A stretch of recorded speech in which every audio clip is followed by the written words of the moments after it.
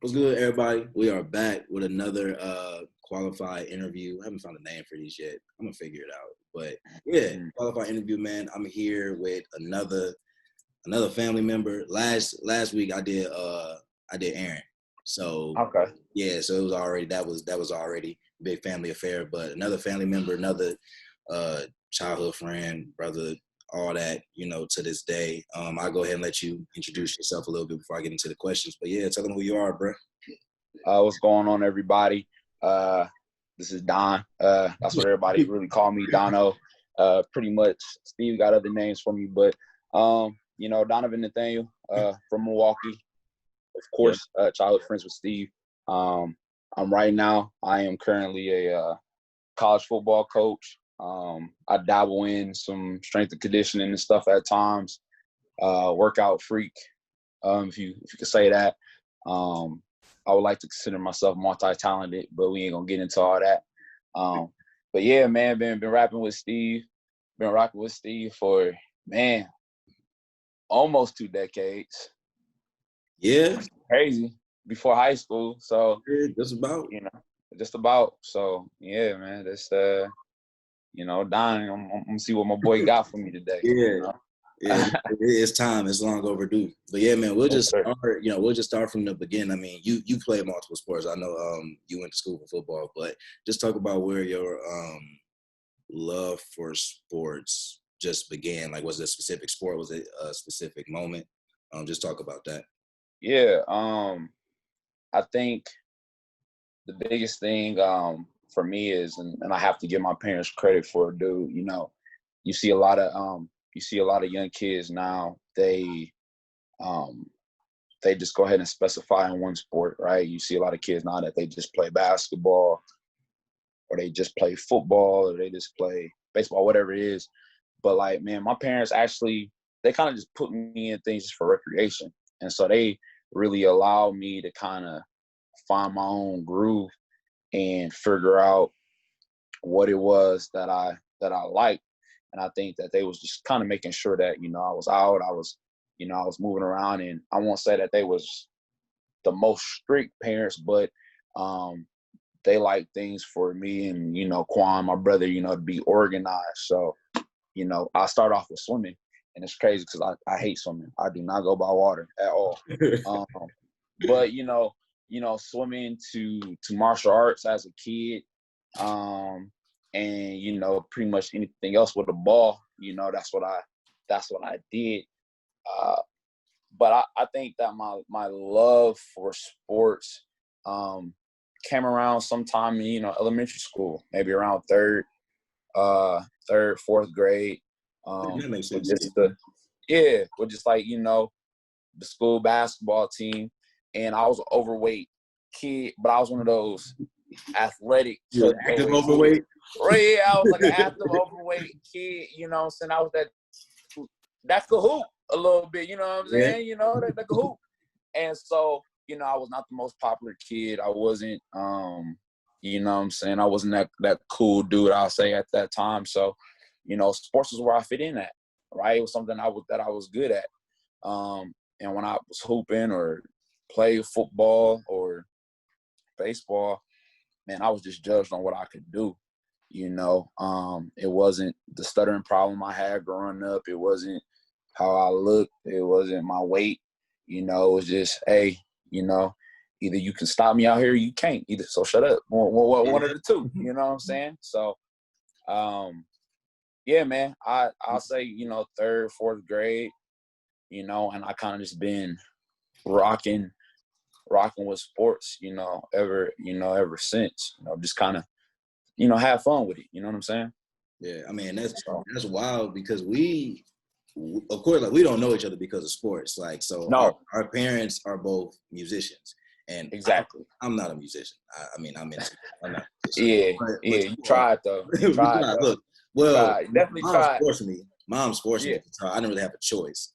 True. But like that's how we know each other. But both grew up in church, grew up speaking in church, and just grew up really with kind of this knack to speak. So even with when you started when you was younger, it was still something you were consistently working through, and you were always like a good speaker. But we didn't really kind of link up. Like we didn't come together until high school. Really? Yeah. So, we get to high school, we get to King, and of course, like we already know each other. We already get cool, but then we make. I mean, because you play football freshman year too, though, right? I tried. I didn't want to. I did not want to, dog. I can't even front. I did not want to play football. I did not want to get hit. I did not want to get hit, which is crazy because now I'm like, let's do it. Right, because until when? So when did that moment change for you in terms of when you're like, all right, I can get with football, and then just go into like really how your high school sports career was, and like touch on, go deep on whatever you want to go deep on. Yeah, well, actually, man, I owe sports. Well, I owe the friendship that you and I have with the rest of our friend group, all the task force. Shout out to task force, right? Right, you know what I'm saying? That whole friend group, man, all kind of centered around me not wanting to play football. Like I'll never forget, our boy Ken. I met Ken the first day of school, freshman year at King. Right, I'm 14, and I'll never forget. Ken, this light skinned dude, right? He got on all of the Hollister stuff and Vans. So I'm like, bro, this dude must be crazy, cold at hooping. You know what I'm saying? He asked me to hoop, and the man can't play ball, not one lick. He can't hoop. Can't hoop. Hooping is not Ken. No. Forte. No, it's not. But crazy strong, crazy athletic dude. Right. And him, a couple rest of our guys back in high school when I didn't know him at the time, it's like, dude, man, just come try out football. Just come try it out. And, the only other experience I had before playing specifically tackle football was my 8th grade year. Other than that, I had played football all my life. I had been in flag football. But yeah, man, tackling is a little bit different. You know what I'm saying? I got popped a good 1 or 2 times, and I didn't want to play no more. They told me just come out, and I tried it, and I got hurt. I fractured my thumb my freshman year, and I was happy. I ain't gonna lie to you. I was happy. Season was done for me, and then I just plan on just being a hooper and playing baseball all through high school. But I don't know what it was, man. My cousin, he got released from prison, and he came home, and he was a big football dude, and he kind of taught me into going back out. And I'll never forget, he taught me the spin move, and I was a sophomore, and I pulled out the spin move in practice, and I left this dude in the dirt. And I remember being in film, and the coaches was like, who's that? Who's that kid that just hit the spin move? And I'm like this shy, quiet kid, and I kind of just, raised my hand, that was me. And then I found myself as a sophomore on varsity starting. And that was kind of like the first moment for me where I was like I could really probably be good at this and don't even know it. Like, it wasn't something that I asked for. It wasn't something that I really had a desire to have. It just kind of, voila, happened. So that was, like, for me, the first moment that I kind of realized, I could really be, good at this. And I still had a lot of growing to do as far as with my confidence and just learning the game even more and being more committed to it. But it wasn't until I would say going into junior year, and you remember that year, going into junior year, where I really got serious, right? I had, I had the girlfriend, right, and had the breakup. And I think that breakup, as you laughing, but you remember, no, I remember that the breakup was probably the best thing that could have happened to me, because I didn't know it at the time, but I found myself just unconsciously, I was in the gym more, I was running more, I wasn't lifting to the extent that I lift now, but I was doing a little something. I was doing some curls and whatnot. And I remember coming back during a year, man, and everybody was like, dog, you lost all this weight. Like, you, like, dog, like, you even got, like, skinny and this and that. And I'm like, I don't see it until, you know, I got on the field that year, man. And my game went from here to here. And then it went even another, you know, 100 yards, 200 yards from there going into senior year, bro. And I had just really found my zone. I had really found what worked for me. And then learning how to kind of just use my God-given abilities with size. Yeah. So, yeah, it was weird, bro. Because I didn't ask for it. I wasn't trying to do anything. I just. Yeah, I mean, you did. And it's crazy because you was you didn't. I mean, you kind of alluded to it, but you didn't say it. So you was I don't know what the term is because I ain't have no letterman. I ain't have no big ass letters that I was gonna put on my jacket. So I get a letterman.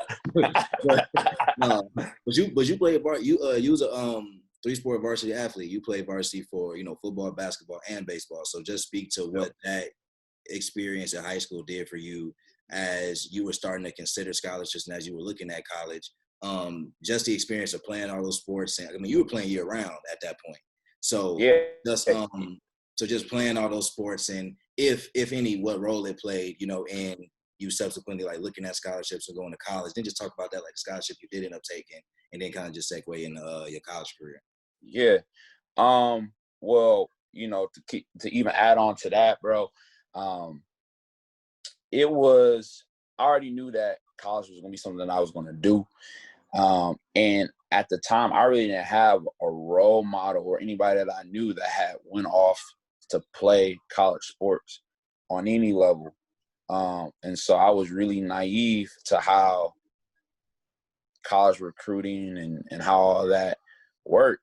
But in the same instance, not only was I trying to focus on academics, which you and I can both attest to, King was no joke, right. You know, focus on that and then balance 3 sports. But then I was also basically a full-time musician too. I did music, if not more than sports in high school. Like every day of the week, I had some type of music. If it wasn't Sunday at church, I had jazz band at school. If it wasn't jazz band, I had drumline. If it wasn't drumline, I had jazz bands that I was in at MISO. And if it wasn't that, it was choir rehearsal for church again. So, you know, I was really, you know, leaving the crib at 7 a.m. and probably not getting home till 9:30, 10 o'clock every night. And that was, like you said, for me, that was year round. Football, the basketball season, to baseball season, and then over the summer even playing either summer league basketball or summer league baseball. Right. You know, I was back at it. But, you know, playing all 3 sports for me, you know, I debated each year. I remember sophomore year, I wasn't going to play basketball until Coach Jackson caught me in the hallway. And I can't do the impersonation right now, but you can imagine how that conversation went, you know, and Donovan, you know, what this I hear you don't plan on coming out for the team. Man, he caught me. Man, I was trying to sneak past the gym. Look, orange in hand. With the orange in hand and everything, bro. And caught me. I was like, dang. I was not trying to play basketball because freshman year, I ain't gonna lie, I was counting out the games. I'm like, man. I said, nah, these 5-on-1s, huh? Freshman year was fun though. What freshman year? Man, please. Man, practicing with Coach Buck, that was no joke. Yeah, we had to do everything JB did. Yeah. We had to do everything. 5-on-1, 17. Bro, but okay, so we had a young ass coach. Our coach was cool as hell. And our team was hella close though. Yeah, no, I had fun. No, like I had fun with everybody. That was it. But, you know, at the time, freshman year, you know, I was still fat down. I was still out of shape, so I did not like it. Was over it. I was over it, bro. I was over it. But no, bro, what it did for me playing each sport was, you know, it gave me something that a lot of writers, a lot of sports psychologists, a lot of, you know, parents even are debating on right now. And something that I already alluded to is kids just specifying in one sport. Yeah. And I didn't touch a weight really in high school. I didn't. I was just naturally somewhat. I was tall for my age, 5'11", y'all say I was huge, but comparing a picture of now and then, I look tiny. But for a high schooler, I was huge. And so, each sport gave me a skill set that I needed to advance in the next sport, whether that was, football. Well, I won't even start with football because football was what I ended up playing, but basketball, the conditioning, the footwork, right? Baseball, the hand-eye coordination, right? That all for me translated over to football, eventually being a defensive end. And then my senior year, like my only year ever playing receiver, being a receiver my senior year, and all I had played was line positions. And it was crazy, but I worked hard. Like, I did all the basic stuff. I did my conditioning. I ran. I tried to eat well. I did the basic stuff in the weight room. But as far as, like, really, really lifting, bro, and having a true off season, I didn't have that. And so, each sport for me brought about something that I could go and implement and transfer to the next sport. And each year I saw myself getting better with every sport. I had ended up starting in baseball by the time my junior year, came. Sophomore for football. Basketball I never started, but I knew my role for that squad. Even being a part of that, man, going to state, being a part of, a team and a legendary coaching staff. Legendary. Those are things that I'll forever be grateful for, you know what I'm saying? And for those experiences. So, yeah. Yeah, no, that's real. Yeah. So ultimately, like, senior year, you decided on where you're going. So before you ultimately end up choosing Platteville, what was that like for you, that process of choosing like what school you want to go to and what scholarship you was going to take? Because I know for y'all, like back then, it was more so about, it was really like playing time, and was the scholarship going to be partial or full and stuff like that. So yeah. What was your thought process? And then from an academic standpoint, just what are you considering, with everything in terms of make your decision? And then, of course, you ultimately chose Platteville. So how were those 4 years for you? Yeah, man. At the time, there was a lot of things that went into my decision, like a lot. Number one, I'm a big family dude. So, being close to my family was one thing that I wanted, right? At the same time, I wanted that.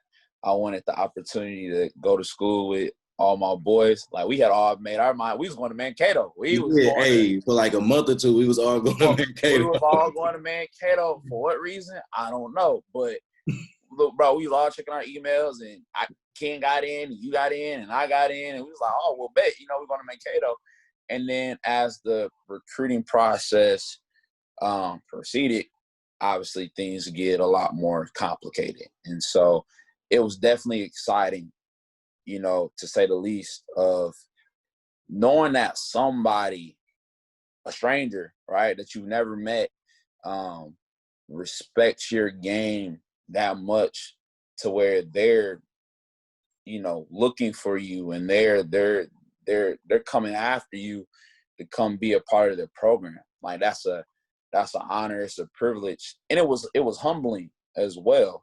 Not as humbling as when I got to Platteville, which I'll tell you about, and we'll get to that too. But I didn't know how Division I recruiting worked, really. I just, Western Illinois had came and talked to me. Northern Illinois had came and talked to me.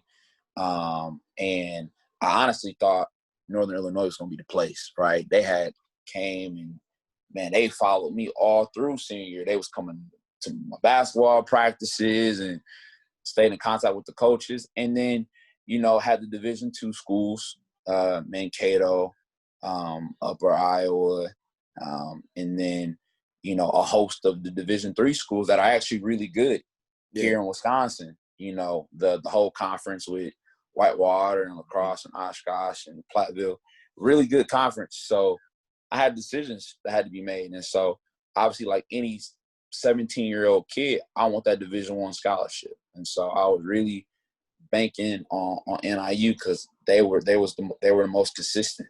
Mm-hmm. And that didn't work out. I got basically a PWO, which is a preferred walk-on offer, and which means I would have to pay out of pocket, mm-hmm. right, with no guarantee of making a squad or receiving a scholarship, just kind of like a tryout. And so I opted out not to do that. And then Division II wise, it was kind of the same situation with Mankato that ultimately came. And then it was Upper Iowa. So like when it came to signing, really, it was between either I go to this Division II school that I haven't even went to visit. I don't know nothing about their coaching staff. I don't know nothing about their town.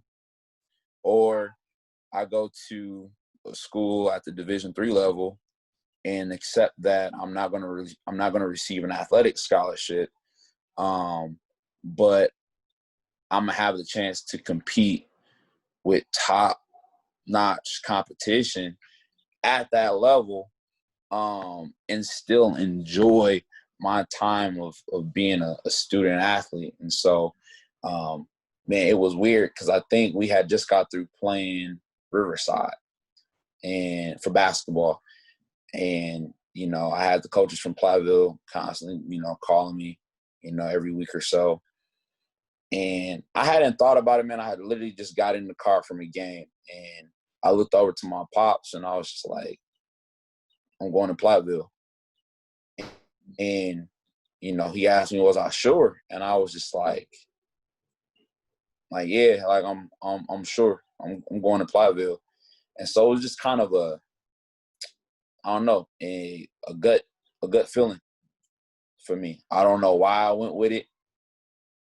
Something told me that Platteville was the place for me. And at the time, a lot of our guys, a lot of our friends, a lot of people from the city, man, they go to Milwaukee, they go to UW, they go to Whitewater, right, or they go to Madison if they got the grades to get in. They got the grades to go. But you, out of all people, know I don't mind following, but I've never been a follower. Right. I've always kind of went to my own beat, always kind of been my own man. And I didn't want to go where everybody else was going. If it was going to be at the Division III level. I didn't want to go all to Whitewater because everybody was going to Whitewater. Yeah. So, Platteville was the spot, man. I feel it. Called him up. Called him up. Said I'm coming, And I was gonna say, I just think it's wild that well, not wild, but I think it's important to hear you dissect that time and your thought process, because I think there's so many people that don't understand what that process of selecting a school and considering all those things. I mean, I think you hear about these cases where, of course, like these high-profile athletes get recruited by these D1 schools, and the coach is trying to convince, that family that if that kid goes to that school, they're going to be taken care of, because that's, a family, usually a mother or father's, biggest concern. And of course, like you said, I think, me and Akers talked about it last week, but like the city, it's a thing where like our family is a lot of what ties a lot of us to that city. Like, of course, we all have a love for Milwaukee, but, Milwaukee is a city that a lot of people want to stay in. Like by the time we all was ready to graduate high school, wasn't too many of us like by choice, like it's people that stay, like, and of course, like, some of the homies stayed and stuff like that. But, a lot of them say now, like if they had the chance, or if they knew now, if they knew then what they knew now, they definitely would have tried to experience something different. It's just why we talk about all the time how like me and you were really the two that went the furthest. Like you stayed in Wisconsin, but you still 3 hours away. And then Ken went to Iowa for a little while. I think it's like his first year. And then I came to Missouri. So it was just, but it's important because even in me coming to Missouri, like I knew I didn't want to go to school in Wisconsin. But like I didn't have a specific reason to go. Like I wasn't going on an athletic scholarship. I mean, I got into Mizzou on academic probation and still decided to come, as opposed to going to a UWM or going to a Whitewater that it gave me more money, like instead of going there. So I just think those decisions are important, understanding why people pick those schools. And it's not always about just picking the best scholarship or just picking the best school out of, the selection, that you have, but picking whatever fits best for you and what you feel like you're trying to do and what you want your 4 years to look like. But yeah, so you get to Platteville. Just take us through how you progressed, as an athlete, how you progressed as a man through those 4 years, whether it be, to your playing time, just things that football taught you and that life taught you in that 4 year span. Just talk about where that, what that process or what that experience more so was like. Yeah. To backtrack too, bro, and then I'll get to that. To backtrack, I also had a lot of people that, wanted to see me at a HBCU. Yeah, man. I had a lot of people that was yeah. obviously, had a cousin that graduated from Howard. Mm-hmm. I had connections with people that, had connections down to Atlanta with Morehouse. And so I had a lot of people that was like, man, you need to go to HBCU. You need to go to HBCU. But the one thing that I didn't have the guts to do, which what you're seeing with a lot of the high-profile high school athletes right now, man, is taking that leap and actually saying, you know what, I could be just as successful, at a HBCU as I can at a PWI. And I didn't think so at the time. I didn't understand that. I just knew that, when you look at HBCUs, I mean, it's no secret. Half the time, facilities ain't up to par. Even, recognition and publicity, right? Even at a Division III school, I think that we receive more. Whitewater probably receives more. Yeah, probably. It ain't too many D1 HBCUs. I had to do some research. No. I know the majority of them are not D1. They probably fall, D2 or D3. But I think that's a really good point. I'm definitely going to circle back to it, but I want you, of course, to get to your Yeah, definitely. So, after making that decision, I got to Platteville, and I thought it was going to be cake. I ain't going to lie to you. Thought it was going to be cake. And I remember getting there, and it didn't really hit me that, this was something that I was about to go into, or, this was another chapter of my life until my parents got ready to leave. And in all reality, that whole first year, starting from after we graduated from high school, we had moments, I had moments where it got realer and realer. And I'll never forget, before we all left and went to school, we all went to the state fair. Yep. And I remember, man, like, we went all through the fair, and then at the end, like, when we all got ready to separate, it all kind of hit us like dang, like we not gonna have this anymore, right? And we knew Ken was getting ready to leave, I was getting ready to leave, you was getting ready to leave. It's like, dang. So then when I got there to school, and we moving into my dorm and stuff, and they have one itinerary, 6:00. Parents leave campus, 6:30, first football meeting. Man, my parents dropped me off, and that was the first time I seen my father cry. First time. First time, bro. Right. And, bro, right? And me, I wear my heart on my sleeve a lot, especially when it comes to sports. But with a lot of other stuff, it's really hard for me to kind of really show emotion. And, man, I remember, hugging, and, man, I started shedding tears as I was walking to my first meeting. And I remember getting in there. I was probably, it may have been another dude, but I was the youngest guy in camp. I was 17 still because of my birthday. Right. And so everybody else in there, 23, 24, 25, grown men, and I'm 17. and getting ready to start college football. And that was intimidating, man. And it was a whole nother structure to it, organization, literally meetings and practices and weightlifting and meals, all planned out, all scheduled for the next 3 weeks. Like, they had it all in the packet. Like, you see from the first day all the way to the last day of camp, everything that you have to do from 7 o'clock in the morning to 10 o'clock at night. And what a lot of people don't know is, later on in my career, I went back to being a defensive lineman, and that's what people, knew me for playing. But starting off college, I started off as a wide receiver. And, man, learning that playbook was something serious. It was something serious, man. And I could no longer just rely on my athletic abilities. Like, I actually had to know the system. I actually had to learn how to run my routes the correct way. Right. And, man, I'll be honest, I couldn't keep up. And I can admit that. And so I got gray shirted the day before my birthday. I was in camp for a week.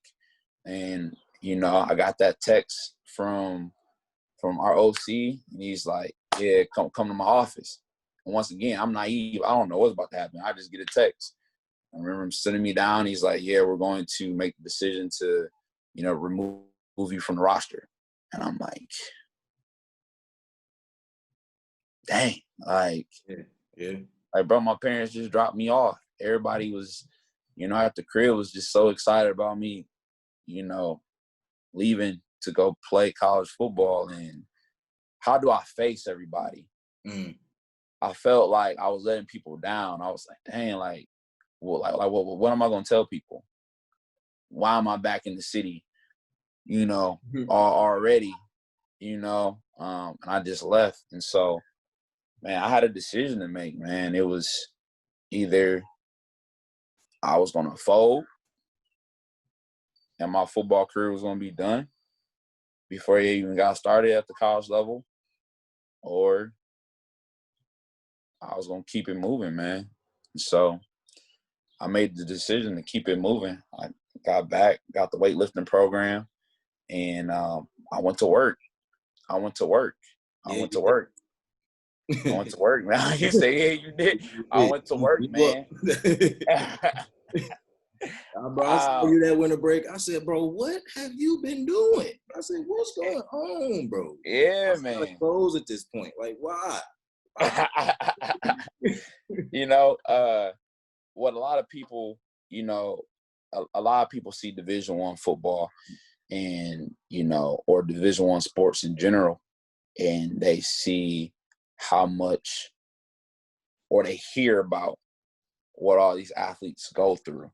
As far as, like I said, the practices and games, and even at the Division I level, some of them are almost celebrities already before they even make it to the pros. Yeah. Right. So they're dealing with fans and all that type of stuff and media. But at the Division III level, man, it is different because you don't get all that. You ain't on ESPN. You know what I'm saying? You ain't got all these fans. For Platteville, I mean, I felt like the man because it's a little small town, so everybody, they see you with your stuff on. But you don't get all that. You don't at all. And so, and when you get removed from the roster at the upper levels, it's called red shirting. But in D3, it's called gray shirting. So unlike red shirting where, you save your year of eligibility and you get to, practice with the team, go to meetings and stuff like that, gray shirt, you don't get to do none of that. Like, you kind of almost just really fully removed from the team during the season. And so, man, I was in the weight room by myself every day, getting it. And it really takes a very strong-minded individual to do something like that. Well, you're by yourself. Agreed. You by yourself, man. So, y'all all knew, man, I got back home, man. Pants was ripping and all types of stuff, Bro, you was a black hope. I was, bro, it was crazy. wore sweatpants the rest of my college career. You did switch to a heavy. Well, no, you wore sweatpants for some times, but then like you got big, and then you started to like that first year you just got big, but then you started toning once you started playing again. So when you started toning, you got back. I got back to the stuff. jeans. You got back to trying to get your skinny jeans off. I'm like, brother, listen. We can't be, look, me and you, two different body types. We can't both be trying to rock the skinnies, bro. Get you some. Look, I ain't saying go boot cut, but get you some fitted joints that fit you and let rock. Man, thank God for whoever made stretchy jeans, because a brother was not about to wear no boot cuts. That was not happening. I feel it, bro. It's unnecessary. It's undoable. It's very unnecessary. Man, that's funny. So you spoke to that first year, and I think that's, I'm glad you touched on that, because I think it's very important. Like you said, for a lot of people won't know that, but I think it's important for people to see that, because I think sometimes, especially as non-athletes, I mean, I'm not an athlete. I wasn't a collegiate athlete, but I mean, you were somebody I'm always close to. I'm close to athletes like, Jazz, played her first couple of years, so I was close to people. And there's just this huge difference. Like D1 has its own, kind of rumors and things. There's probably a lot of misconceptions about that. But when you talk about somebody that leaves and goes and play, D2 and D3, no matter the sport, it's different. Like you said, you don't got all them people following you. Like you don't have that. You can't use that as motivation. Like you got to really want it.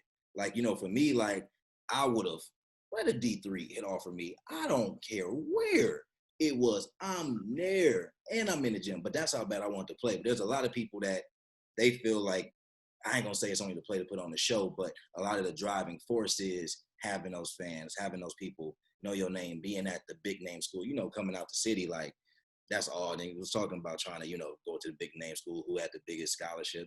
And it's wild because outside of the very few that, went to big schools and ultimately went to the league, it wasn't too many that, really actually end up going to those big schools or going and staying all 4 years. You know what I'm saying? So I feel like that's a little bit of everywhere, but that's real big. I kind of want to circle back to the HBCU point though.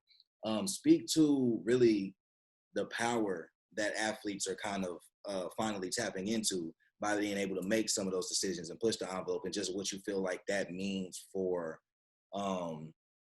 really the state of college sports, moving forward, if more people start to kind of take that. I mean, we're seeing it in basketball, but if we start seeing that in football, we start seeing some of these top recruits, these top receivers, or, linemen or defensive players start taking their talents to these HBCUs, and that, bring in revenue for them and potentially even, turn around their program. Yeah, man. Obviously it's going to be a game changer. And at the end of the day, I think that I think that's going to be more, I think it's more of a pride thing, than anything else. Especially, I won't even say more so football because of the regulations and stuff that there is, of how many years you had to be removed from high school football to go to the pros. But for basketball, where, you only have to be removed for a year, and, you're seeing a lot of, hoopers do what Brandon Jennings did at the time, which we kind of really didn't know about, but like, bro just didn't go to school, went overseas for a year and then came back and then went to the league. You're seeing a lot of dudes starting to do that. Yeah.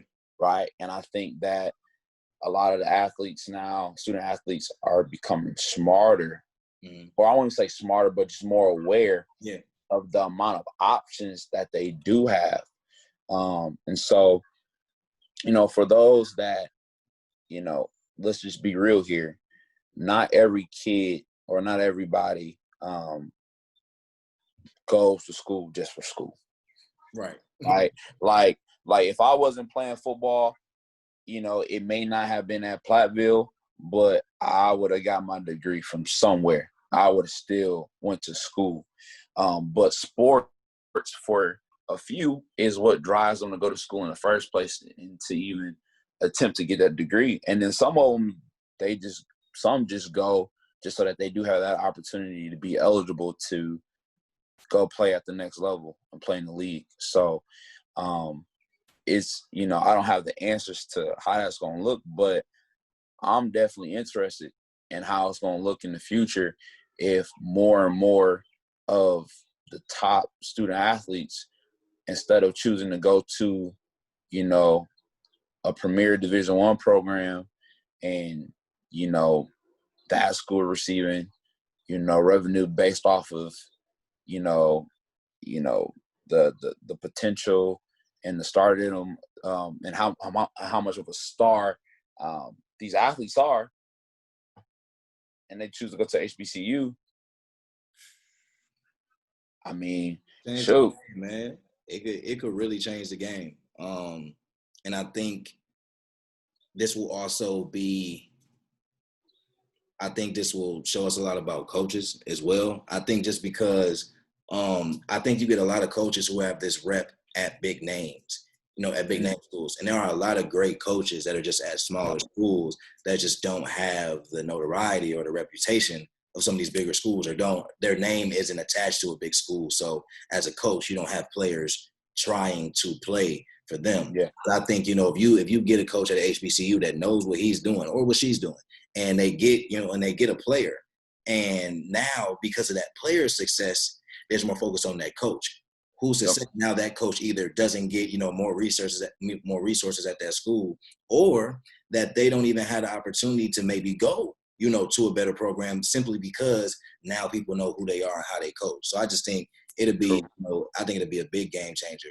But see the segue. Now that we're talking about coaching, you know what I'm saying? This is your current profession now. So you finish your, you know, 4 years at Platteville, and then, you know, you turn around, you hop on the coaching staff and defensive line coach, correct? Yep. So, you know, speak on that and speak on your experience as a coach, especially, you know, with being a player and, you know, at your alma mater. And then just speak to kind of, you know, some of the, I won't call them ups and downs, but just a lot of things you've learned through coaching, like the things that are good, the things that some people might expect, and then some of the things that, you know, people may not expect from just coaching in that realm. Yeah. So I got kind of lucky, man. My last semester of being a student and, you know, my last semester of playing ball, I only had 6 credits left to graduate, right? And those were all my internship credits. So while I was doing my internship and playing ball my last semester, you know, I decided to, you know, help out with the women's basketball team. And so that's kind of how the whole coaching thing started for me. I knew I wanted to go into sports and sports administration, and I knew that coaching could be used as a vessel to get there in the future, whenever it is, whether it's 5 years from now, 10 years from now, even 20, right? But started doing women's basketball, and then graduation came, and at the time I was contemplating on going overseas to play football in Germany. And so I stayed, and that wasn't going to be until the spring of 2019 anyway. So I just stuck around, man, after graduation to finish the basketball season. And during that time, it was just kind of being in the right place at the right time, and God's plan, you know. So one of my coaches that coached me left, went to a Division I school, and you know, I got brought on to kind of just start learning, right, and kind of just to fill in and help out. Like, it was nothing concrete, you know, at all at the time. It was just kind of get my feet wet and help out. And just over the springtime, you know, having that experience of, you know, working with the coaching staff, and making that adjustment, right? You know, I went through the whole process of, you know, interviewing and all that type of stuff. And I got the job, you know, and I got put onto the coaching staff. And it truly is a blessing and a curse, because, you know, at 23, a lot of guys my age are GAs, you know, no matter where they're at, no matter what level, you know. And so here I am at 23, and, you know, I'm a full-time position coach, You know, that's a kind of a big thing. No matter if you're at D1 level, D2 level, D3, NAIA, JUCO, you know, it's kind of a big deal. And so where I have that flexibility and I won't even say flexibility, but you know, one of the perks that I have is in recruiting. Like when I'm talking to an athlete and I tell them, yo, I just got through playing, right?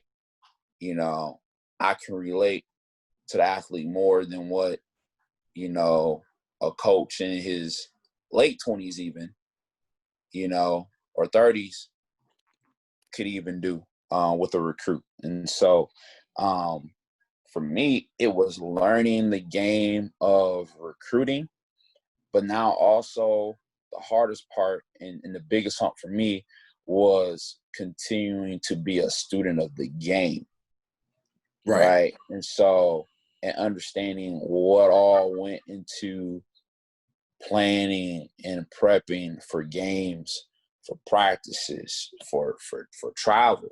And at the Division III level, you know, we don't have the budget and the finances as what a Division I school has. And so with that, you know, you have a lot of people at the Division III level that wear many hats.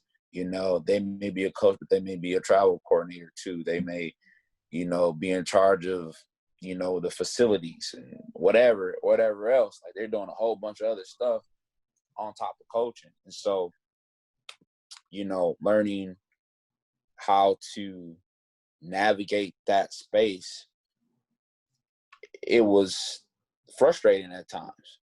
It was because, you know, as an athlete, as a student athlete, you know, getting ready for game day, it was easy. Mm-hmm. You know, everything was done for you as far as the scouting report, when meetings was going to be, what time to be there. You know, you just going to have the itinerary handed to you when we traveled, whatever it was. You know, it was easy. You got to just be there, man. Show up to your job, go home. But now, and just really focus on my opponent, right? Focus on that offensive tackle I was going up against for the week, or that offensive line in general that I was going up against for the week. To whereas now when I watch film, you know, I'm looking at the whole picture. Right. I'm not only looking at what the defensive line is doing, but I'm having to figure out now what the defensive backs is doing and the second level is doing with the linebackers. And that's something I never had to worry about before, right? Mm-hmm. And, you know, learning how everything kind of works together. And yeah, I have a general knowledge of, you know, for example, what a cover 3, cover 4, cover 2, cover 1, all that stuff is. But then seeing how, you know, my defensive coordinator, you know, how he makes these adjustments and how he game plans and how he puts certain guys in certain positions on the field to allow them to be successful. You know, those are the things. And I'm so used to hopping in to different stuff and kind of being good at it right away. To at times, you know, I felt like I didn't know what I was doing at times. And that's a hard feeling. And I mean, I was doing a good job, you know, but that's just me being hard on myself and wanting the best. But knowing that I can do more, knowing that I will eventually be more, but wanting it right now and not being patient. And so over this past year, man, that was the big thing, you know, trying to come into that and find my own voice and philosophy as a coach, really. That's real. And that's very important. I think it's very important for our culture and our generation to have Black coaches and continue to have Black coaches that have a certain philosophy that is for our athletes. And so I kind of want you to touch on that too, like being a coach and knowing that you're in a position and you have the ability to really have this positive effect and impact on these young Black men that, you know, are where you were, you know, 5 years ago. But you know how important it was to have either the support system you had, whether that's friend groups, have coaches invest in you, this, that, and the third. So just speak about like how it feels to be in that position of being able to have that impact and what that means to you. Because at this point, you're more than just a coach, like you're an educator. To some, you may even potentially be seen as a big brother figure. You know what I'm saying? As you get older, you continue to work with athletes, you know, whether it's training or whether it's coaching, could potentially be seen as a father figure. So just speak to, you know, how in honing and perfecting that philosophy, what kind of role do those kind of thoughts play, if any? Yeah. I think for me, it all just revolves back around to having the ability to have an impact on people. And I think that's just something that I've always wanted to do. And, you know, over the years, my thought process on how I want to make that impact has changed. But, you know, God makes no mistakes. And I ultimately got put in the right position to have impact, right? And having an impact on a young man that comes into our program or that I coach, you know, in some cases, then that impact kind of translates over to his family too, because then his family sees how he's changed for the better, what things he's learned, how he's becoming a better man, how he's becoming a better athlete. And if I can, you know, leave my guys with just one thing, right? With just one thing that they will remember after they're done playing for me or after I'm done coaching them or whatever the case is. You know, that's a success for me. I count that as a win. Because I'm fortunate, man. As far as my upbringing of not only having my dad, but having multiple other strong Black male figures in my life, with my grandfather, with my uncles, with my cousins. Like I was blessed. I was truly blessed. And so, you know, and so for me to be able to be like that to not even only, you know, young Black men, but just to young men in general, because there is no color with that. It really isn't. You know, to be that for anybody, right? That's something that I don't take light of. And that's something that, you know, for me, and we've kind of talked about this before, you know, even just, you know, personally on changing how I move. And I feel like I've always kind of been ahead of, you know, my age or whatever, but just changing how I move, how I interact with people and carrying myself in a way in which, you know, I would want to see my players, you know, eventually at some point. So it's an honor, man. And it's always something that humbles you every single day to know that, you know, aside from your family and people that know you, you know, you have them counting on you, right?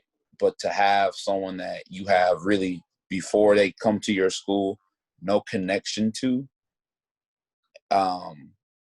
no real obligation to as far as bloodline or history, right?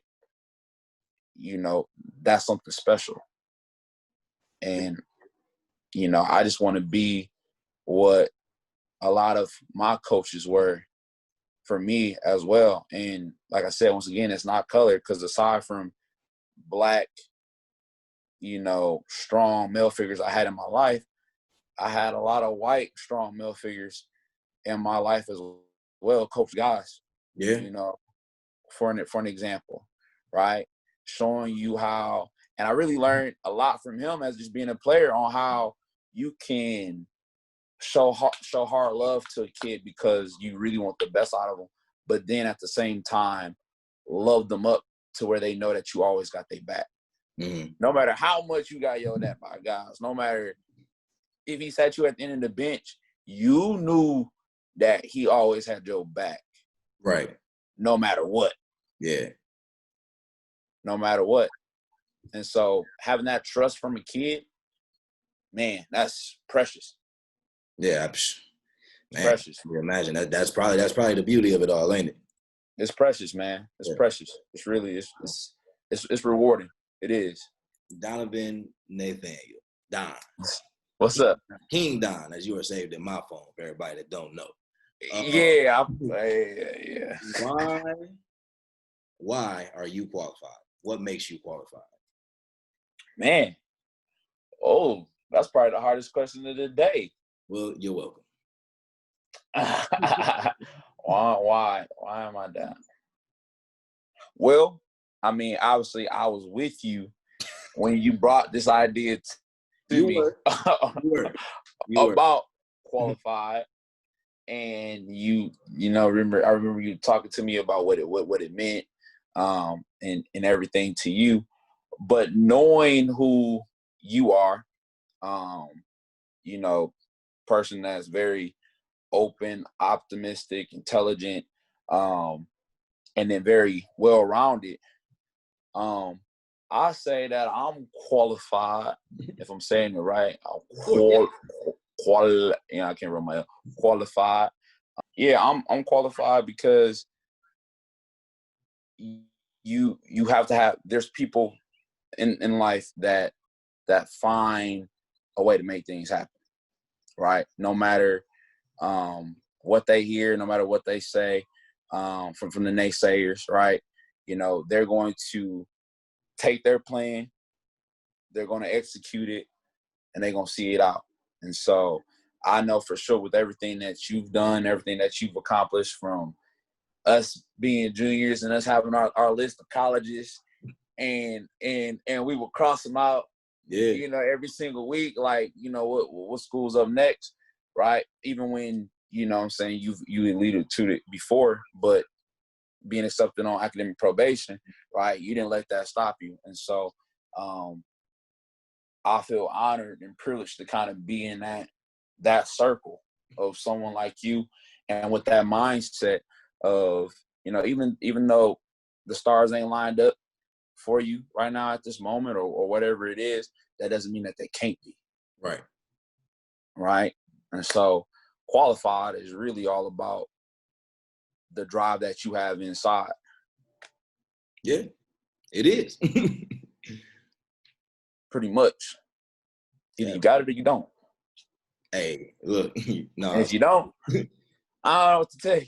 Yeah, I don't know what to tell you. I don't know what to tell you, Doc. Nah, but that's real, man. To me, you are a qualified athlete, a qualified coach, already certified, qualified brother for sure. So for sure. Man, it was an honor to have you on the show. An honor to have you share your journey and share, how you gotten to where you are so far. And man, it's just been a blessing. I hope everybody that's watching just can tune in, and if anything, just understand, what does drive you and what does, push you to be the best athlete, coach, and just man in general. And man, I won't take up too much more of your time, but just again, thanks for coming on, man. And I greatly appreciate it, of course, just from a friend perspective. But I know, of course, you have things to do and you're busy, so just thanks for taking the time, man. Yeah, man, I appreciate it, man. I got you. Always. Call me, I'm coming. Yes, sir. All right. You already know.